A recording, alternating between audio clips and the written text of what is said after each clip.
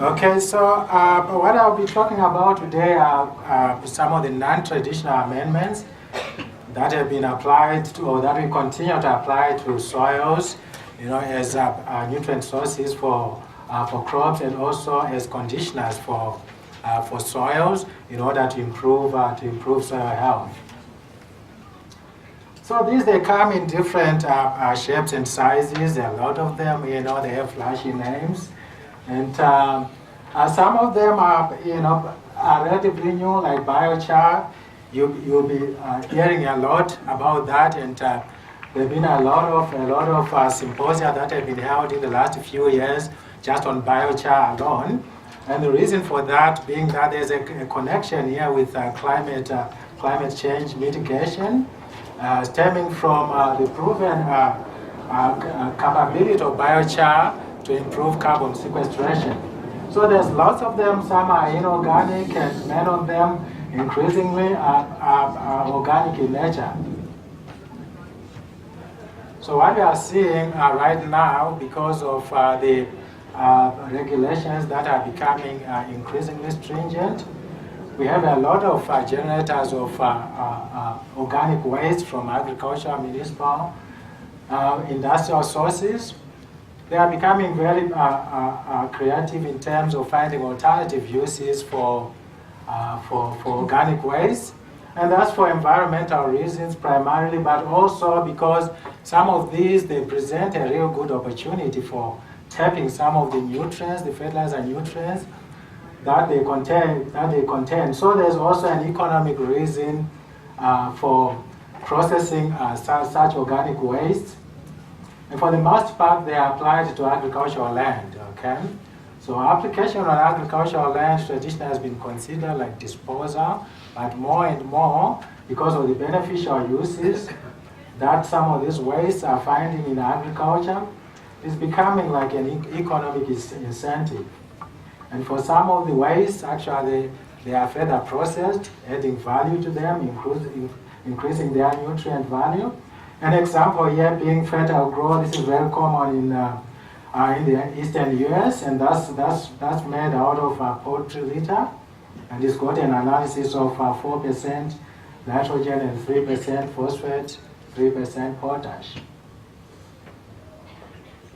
And so there's lots of these, and some of the ones that have been sticking around for a very long time are controlled release fertilizers that are sometimes referred to as slow release fertilizers. I'm sure a lot of you are familiar with sulfur-coated urea, but more recently there have been products that are more improved in terms of their delivery of nutrients and also the timing of release, trying to match the nutrient demand by crops.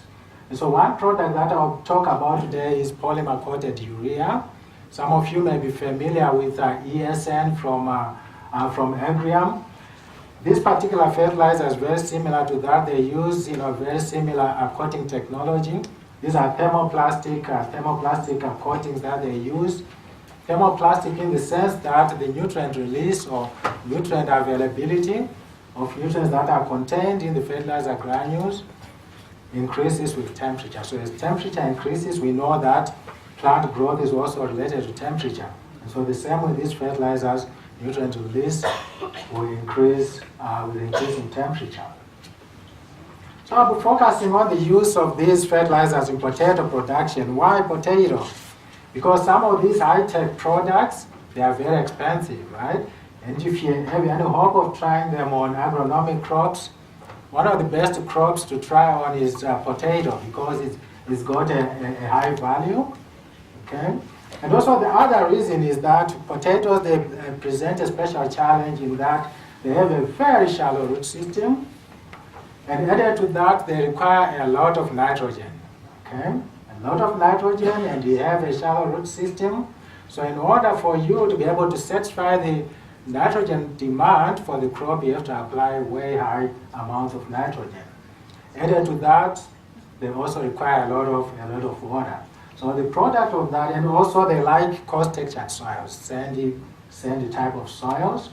So the product of those three factors is that leaching of nitrogen, nitrate nitrogen, can be a problem in potato production. And so some of these controlled release or slow release fertilizers might be beneficial in potato production if they are designed in such a way that they release the nitrogen very slowly, in such a way that you minimize the rate of leaching. So the traditional practice in potato production is to apply nitrogen in splits. Okay, at least a split, 3 splits, one at planting, at emergence, and also at healing. And sometimes as much as 5 or 6 splits of nitrogen application are used. And more commonly, especially in irrigated potato production, they use fertigation where you're applying your nitrogen with the irrigation water. Okay? The problem with this is that you are using soluble fertilizers, right, like urea. They are highly soluble, and then you have coarse-textured soils, and also have irrigation in some cases, and in some parts of the world, unpredictable rainfall. So the chances of you getting leaching of the nitrogen out of the root zone can be very, very high. So the polymer-coated urea that we used in this experiment, this was conducted in northern Minnesota, north central Minnesota. So we used a 70-day release. So this 70-day release, what it means is that it's supposed to release 80% of the nitrogen that the fertilizer contains within 70 days. Okay? That's under optimum conditions. We're talking 20 to 25 degrees C, and we are maintaining your soil at field capacity or close to field capacity. Those are ideal conditions that you seldom find in the field. And this was a product actually from Japan, very expensive at the time. It cost like more than 2 or 3 times the cost of urea when we conducted this experiment.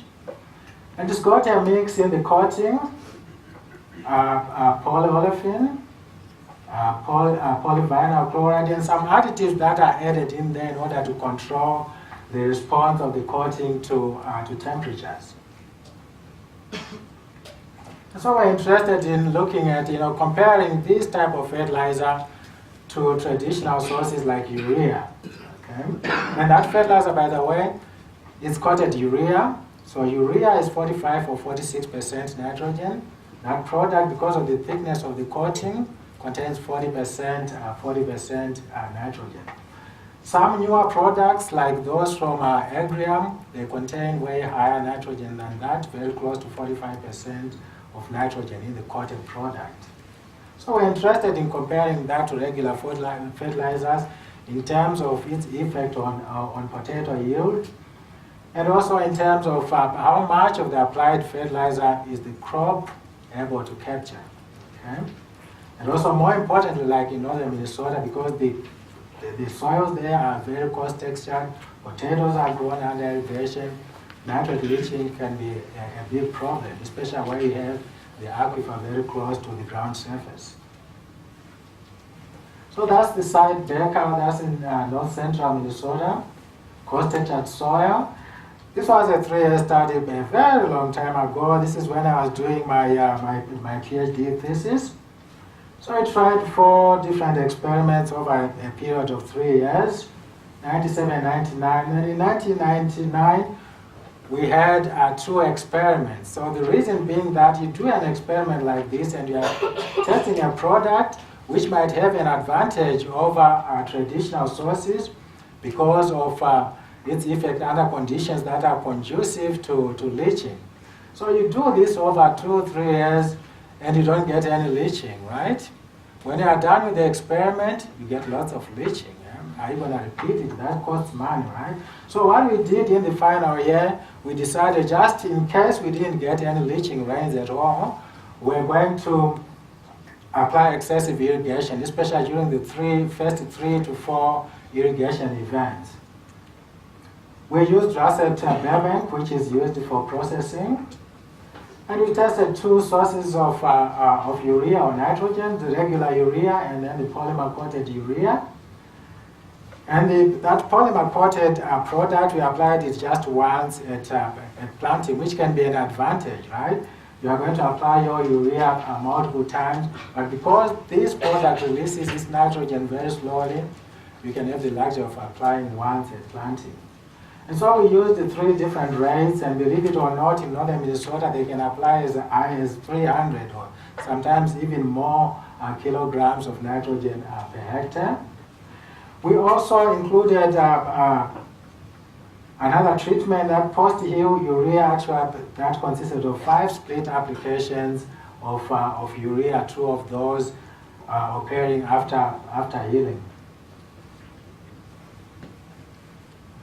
And so because we're interested in tracking, the movement of this nitrogen, where is it going? How much of it is going to the crop? We used isotopic techniques. This is labeled urea that we apply in a restricted section of the rows because this is very expensive. So for the coated urea, we applied that just once at planting. And this was very expensive at the time. It was more expensive than gold, okay? Because they had to prepare a very small amount for us, and it cost a lot of dollars. So in the case of urea, that wasn't so expensive. And we applied that at planting, and also at plant emergence, and at healing. We didn't have a post-heal application for the urea because that would make it very expensive. So this was the rainfall distribution during the growing season in those 3 years. As you can see, in 1997, that's the green. We had most of the months, actually, the rainfall was below the long-term average for the region, except for July, when we had a very high amount of rainfall. And also in August, we had a little bit above the normal for the area. In 1998, it was drier than normal, with the exception of towards the beginning of the season in May, when we got a little bit of some leaching rainfall. In 1999, where we had planned to use excessive irrigation because we're not so sure that we would get any leaching rains at all. So when you do something like that, it's like a car wash, right? Then you're going to get rainfall. So that year we got lots and lots of rainfall, and actually it was above the average for the area in 4 of the 6 growing season months. And now for the yield. Okay, so this is the total yield for the potatoes. In 1997, remember I said that we did have some leaching rains in 1997, but that was in July. So if you compare the yields, so red, that's your soluble urea, and the green, that's the coated urea. So if we look at the lower rates there, 140 kilograms of nitrogen per hectare, we find out that in 1997, we had significantly higher potato yields where we applied the coated urea compared to regular urea. And it was the same thing also at the higher rates. But in 1998, we didn't have much in terms of rainfall, really, and in fact, we didn't get any leaching rains at all. So leaching rains, we're talking more than an inch, and mostly up to 2 inches of rainfall within 24 to 48 hours. So we didn't get anything like that in 1998. And so if you compare the yields, although they are relatively high, we didn't get any difference at all. So there was no advantage to applying the coated urea compared to urea. So at the lower rate, we observed that, and also at the higher rate, it was the same thing. And we had that the extra nitrogen that was added in 5 applications after healing. Also, it performed just as good as the other sources. 1999, that was a very good year in terms of yields, because even if you look at the control alone, that control was doing much better than even some of the fertilizer treatments in 1998.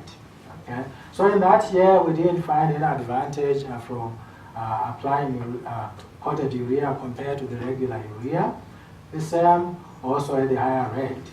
But 1999A, which was the excessive irrigation part of 1999, so we found there was a little bit of a slight edge there with coated urea at the lower rate, but that wasn't significant. But if you look at the high rate, where you're applying close to 300 kilograms of nitrogen per hectare, we found a significant increase in the yield when you have applied coated urea. And so if we look at the recovery of nitrogen, Okay? So again, at the lower rate, 1997, we had that little bit of leaching rains in July and also in August. And so at the high rate, we got a better uptake of the nitrogen, significantly higher nitrogen taken out from the coated urea compared to regular urea. 1998, the drier season, we didn't find any difference at all. No advantage from coated urea because you're not getting any leaching. 1999, that was a wet year, but still the yields were really good throughout regardless of treatment, and we didn't get any significant advantage from applying coated urea. But that same year, when we over-irrigated, we found a significant increase in the nitrogen uptake compared to urea. But if we applied the urea in 5 applications, we didn't get a significant increase really from applying the urea in the form of the coated product. So these are the same results. So using that expensive nitrogen 15 isotope method, so we did that just for 98 and 1999. So that's a more precise way of looking at where the nitrogen is going. So this is a rough and ready, a much cheaper method. So what you do under this method is you measure the nitrogen uptake in your treated plots, and then you subtract out the nitrogen uptake in the check plots. Okay? And there's a lot of, when you do that, there's a lot of assumptions that go with that, and your results are just as good as the assumptions that you're going to make. Okay? And there's a lot of variability. But when you use the isotopic method, you see the results are slightly different. Even 1998, the drier year, we had a slight edge there with the coated urea in terms of nitrogen uptake compared to urea. 1999 also had a higher rate. We got significantly higher recovery of nitrogen with the coated urea. And in 1999, when I applied excessive irrigation, particularly at the higher rate of nitrogen, we also found a significantly higher recovery of nitrogen from coated urea application. And so we're also interested in looking at the release pattern, because it's one thing when the company claims that the product is going to release the nitrogen in a way or in a pattern that's going to mimic nitrogen uptake by the crop, or that's going to mimic plant growth. Okay? So I wanted to test whether that was indeed for the case, especially in this part of the world. So we used what we call the tea-bag technique. So this involved weighing an amount of the coated urea product, mixing that with the soil, and then enclose it in a mesh bag, a plastic mesh bag. Then we bury that in the seed row. Okay, then we come back at weekly or 2-weekly intervals. We dig out a bag, and then we measure how much nitrogen remains within the granules. Okay, so that would give us the amount of nitrogen that was released within a specific period. So we did that for up to close to 200 days. Okay, and this is what we got. A slight lag there in the release of the nitrogen from the coated urea. This is what you need. Those of you who are familiar with the growth curve for potato, you have that lag during the first 2 to 4 weeks where nothing is happening. You don't have a root system established. And a lot of leaching, like if you are going to apply most of your nitrogen at planting, that's when you are going to get a lot of your leaching there. Okay. So that lag that you get with the coated urea, it can be an advantage. With some forms of products, this can be really long, and which might have detrimental effects on the final yield.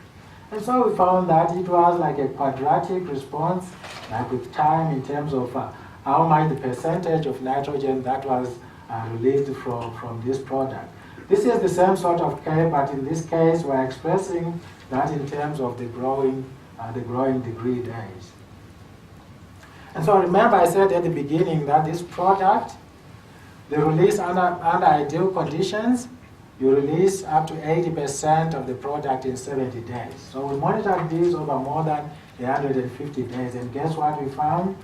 We are releasing just over 60% during that period, over a period of 150 days. Our crop, the season length in Minnesota, northern Minnesota, ranges from 110 to 120 days. And so by that time, you have released just over 50% of the nitrogen, and which can have implications in terms of residual soil nitrogen in the soil, especially during that period where you have no crop growing there. And if you get some precipitation, you can get, there's potential for significant leaching taking place.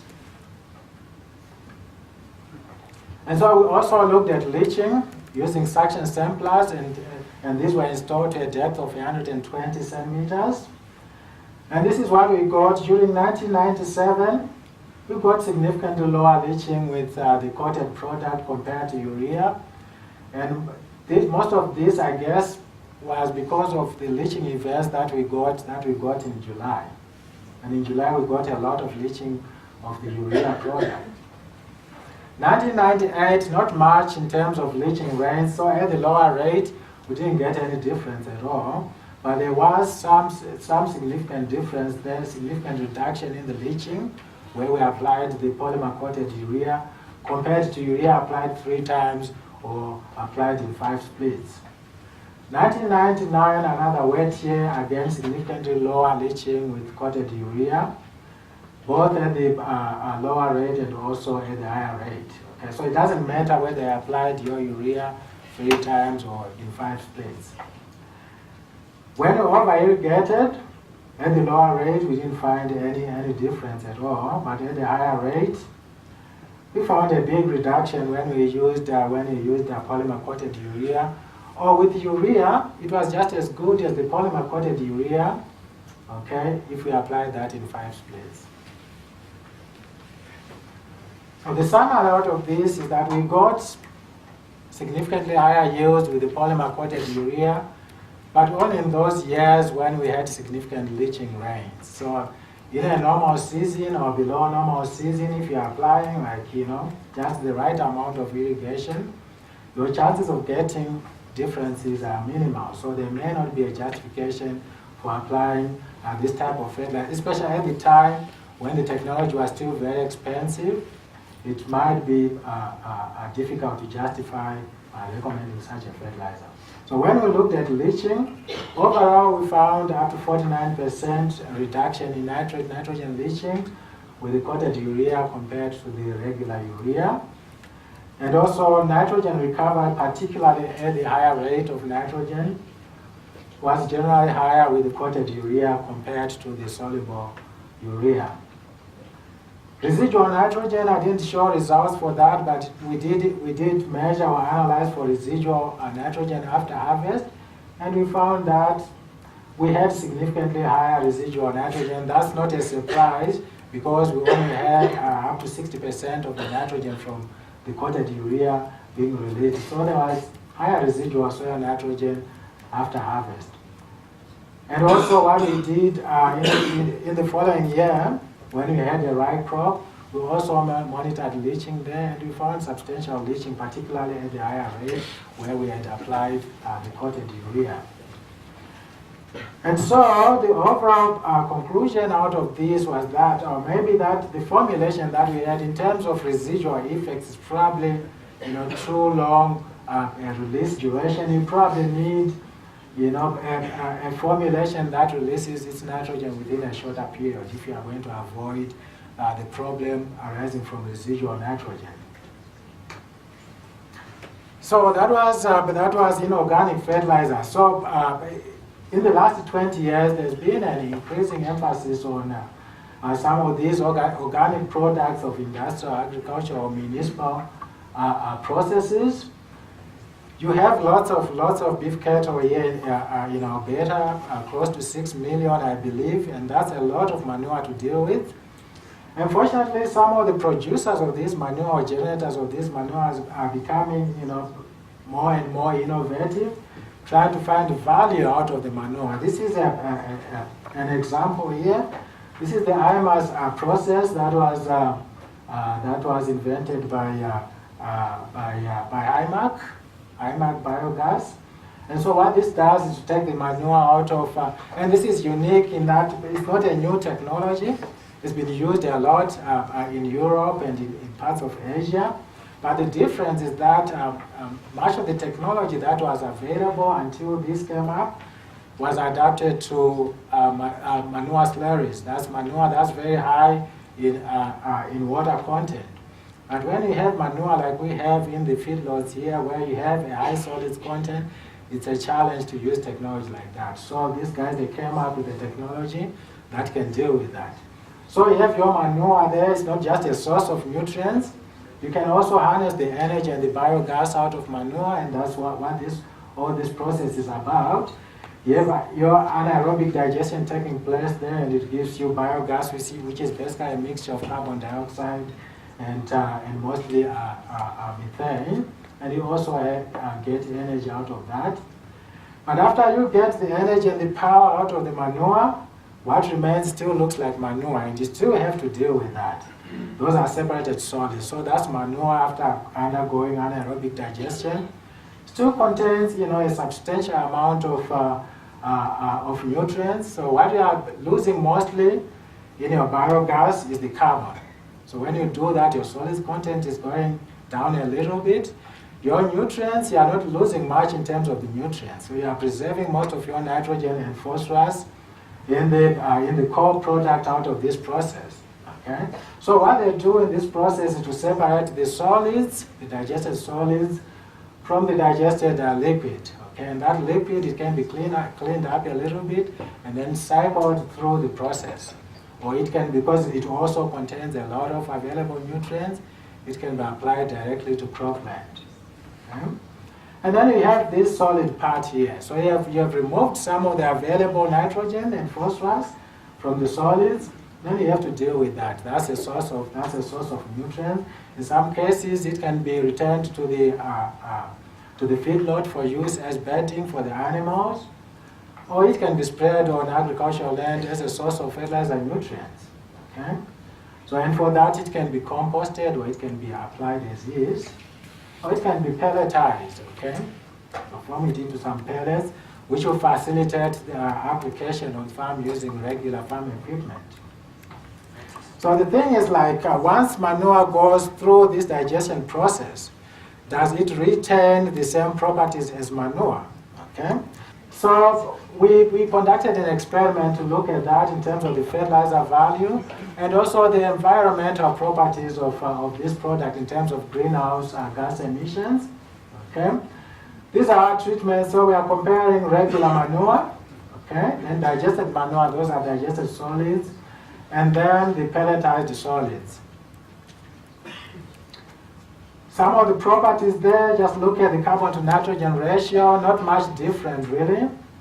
And also, and that's mostly because, like, for the digested solids, you are losing a lot of your carbon, but that ratio is not going down because some of the nitrogen, a lot of the nitrogen that you had in the manure, it has mineralized, and you are losing that in the liquid when you do the separation.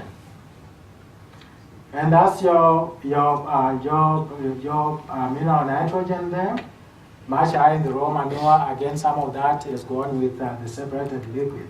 And so we looked at nitrous oxide emissions, and what our results showed was that there was a significant reduction in the emissions of nitrous oxide from the digested manure. And this is not surprising because to start with, you have lower levels of mineral nitrogen in the digested product compared to the manure that you started with. Okay?